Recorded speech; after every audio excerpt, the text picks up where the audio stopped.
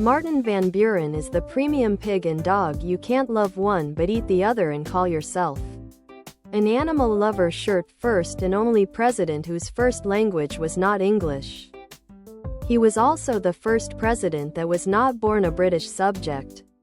If I'm correct, he spoke Dutch, right? I always thought it was a great fact that the first president born in the USA didn't speak English as his first language.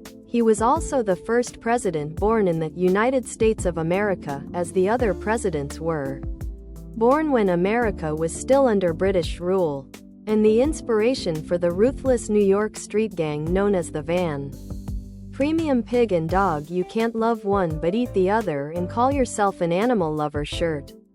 Tank top, V-neck, sweatshirt and hoodie, sweatshirt, tank top, V-neck. But didn't premium pig and dog you can't love one but eat the other and call yourself an animal lover shirts Obama speak Kenyans? So the first most American president in history was a Dutch-speaking immigrant. Interesting. He's also the only U.S. president not descended from King John.